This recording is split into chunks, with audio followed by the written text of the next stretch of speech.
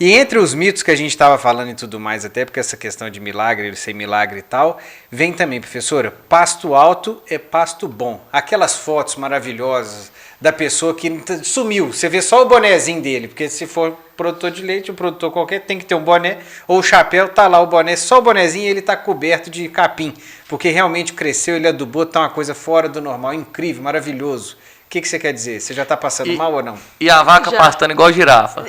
Exatamente. Você não vai mandar uma foto dessa não, né, Leandro? Não vai mostrar uma foto dessa depois, não. Você perdidinho lá no meio com a mãozinha pro alto. Olha que lindo meu pasto.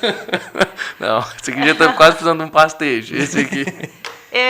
Coincidentemente, essa semana alguém me marcou num post em que o rapaz soltava o gado dele num pasto, me pareceu de Mombaça, ou então Paredão, não tenho certeza. Né? E à medida que o gado ia passando, só ia camando, né? Aquele pasto alto. Isso é um absurdo também, né? Então, não necessariamente, Daniel, o pasto alto é o pasto bom. Pasto tem altura para se manejar, qualquer um. Então, a ciência tem trabalhado fortemente, né, para gerar estratégias de manejo que sejam fáceis de ser adotadas dentro da fazenda. Né? Então, o que se determinou? Que a altura é um excelente balizador, é uma excelente ferramenta de manejo de pastagens. Então, respeitar a altura de entrada, a altura de saída ou uma altura de manutenção do pasto na lotação contínua é um passo muito grande para o sucesso da atividade pecuária pasto. O que acontece? Existe uma percepção errônea, né, do pecuarista de que se tiver capim sobrando, tá bom.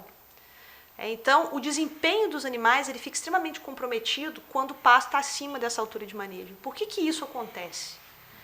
Se a gente for fazer uma análise, né, o que a planta vive de quê? De sol e dos nutrientes que você está colocando ali no solo.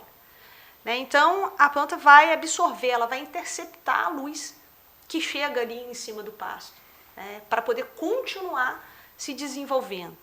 Então, para a gente fazer um processo eficiente, seria interessante que a gente tivesse 100% de aproveitamento. Então, toda a luz que chega, ela vira capim.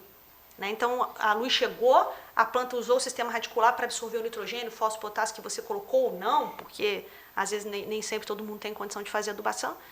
Mas o fato é que, assim, vamos aproveitar o máximo. Só que a ciência já tem trabalhado há muito tempo no mundo, desde a década de 1950, e aqui no Brasil, a partir do final da década de 90, a gente já está descobrindo, né, descobriu e agora a gente está consolidando isso cada vez mais, que quando a gente deixa esse pasto absorver toda essa luz que chega, a tendência é que haja um alto sombreamento.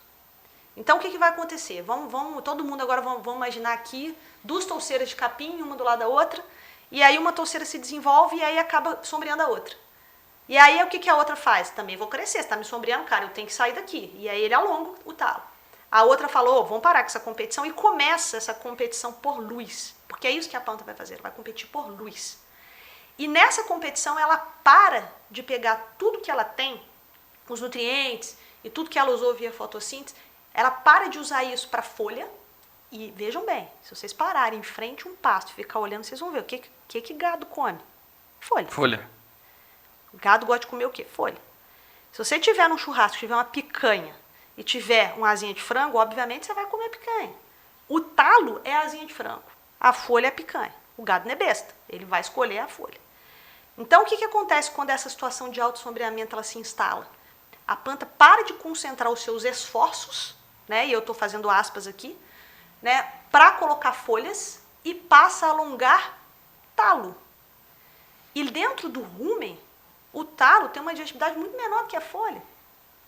Certo? Sim. Então, o que vai acontecer com o desempenho desse animal? Ele vai cair. Porque você está colocando no rumo um alimento que tem menor digestibilidade. Então, a relação entre folha, que é o que o gado gosta, e talo, que é o que prejudica a digestão, diminui.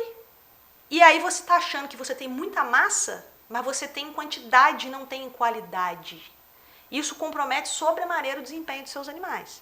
Então, respondendo sua pergunta, um grande mito da nossa pecuária. Pasto alto não necessariamente é pasto bom. Pasto tem altura de manejo. A ciência já apontou para a gente, Mombaça tem que entrar com 90 centímetros. A gente fez um experimento lá em São João del Rei, num sistema que nós temos um sistema lá rotacionado com Mombaça. Nós estamos agora trocando, inclusive, para Zuri, para fazer novas descobertas. Não porque o Mombaça seja ruim, hipótese nenhuma. É para a gente ter, é uma universidade, né, em parceria com a EPAMIG, que é uma empresa de pesquisa, então nós precisamos pesquisar. Então, o que nós fizemos no Mombaça? 10 centímetros de diferença de entrada do gado, 10 centímetros, deu uma diferença de 15% na produção de leite por animal. Por animal. 10 para cima, né? Para baixo. Para Ao baixo? invés de eu colocar o gado com 90, se eu abaixar para 80, eu coloco 15% a mais na produção de leite em cada vaca. Mais folha, disponibilidade, mais folha, menos talo. Exatamente. E essa é uma altura que é suficiente para manutenção de rebrota do Mombaça. Porque a nossa preocupação era assim, isso não está muito baixo? Vamos avaliar, nós avaliamos 3 anos seguidos. Né, o trabalho, a menina já defendeu a dissertação, o trabalho está sendo publicado. Então, assim, esses 10 centímetros, e esses 10 centímetros, gente, sabe quanto tempo demora para dar essa diferença? 2 dias, 3 dias. Então, você bobeou no manejo 2, 3 dias, você está perdendo 15% de produção de leite. Então, o manejo tem que ser extremamente estrito ali, um negócio sério. Né? Você tem que estar de olho para que você consiga tirar daquele capim não o máximo que ele pode te dar. Quando a gente fala em produção animal sob pastejo, a gente não pode falar em maximizar a produção de capim.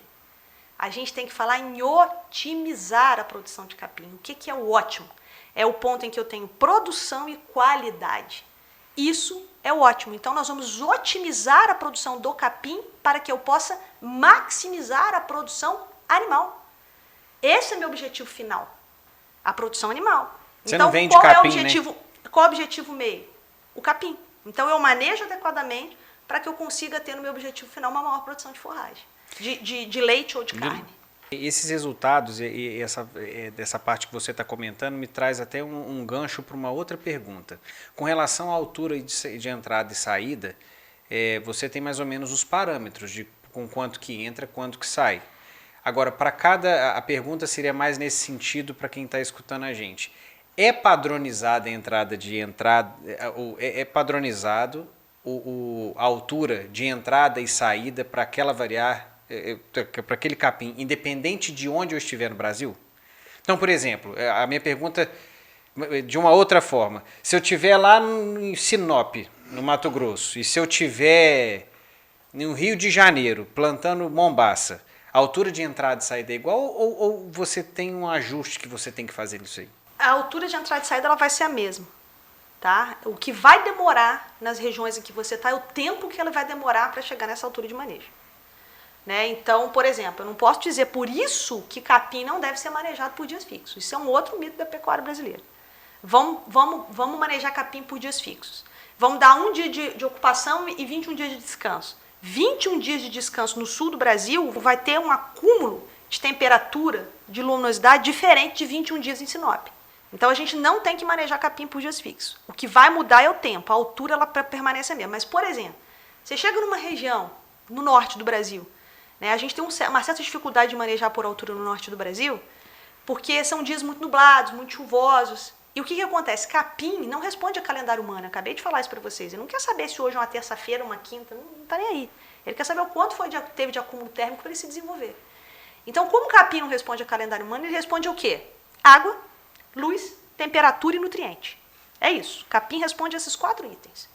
Então, quando você chega no norte do Brasil, o que acontece? Você tem dias muito nublados, muito chuvosos. Então, começa a ter mudança de fotoperíodo e, às vezes, o capim floresce fora da época que, teoricamente, ele iria florescer no sudeste ou lá no centro-oeste. E aí você começa a ter uma certa dificuldade para o manejo de altura. Então, você tem que fazer alguns ajustes. Não existe, em biologia, e nós estamos falando de uma questão biológica aqui, que é o capim, né, é uma receita pronta. Mas a gente tem aquelas coisas generalistas. Né? Então, eu acabei de falar aqui para vocês que nós trabalhamos com Mombaça com 80 centímetros de altura. A regra, e eu estou fazendo aspas aqui, para o Mombaça é 90 centímetros de altura, mas existe o que a gente chama de flexibilidade de manejo. 90 é o máximo. É até onde eu posso ir. Eu posso trabalhar com 80, com 70, o pessoal do Rotatino, lá do sul do Brasil, trabalha com Mombaça a 70 centímetros de altura. E funciona muito bem, tem tido bons desempenhos com os animais. Então, essa questão da interceptação que eu comentei aqui, de chegar aquela luz para a planta absorver e começar a ter aquela competição por autossombreamento, ela me dá o máximo. Né? Ali para baixo, a pesquisa está começando agora a trazer para os pecuaristas a flexibilidade. Né? Até onde você pode ir no mínimo aqui.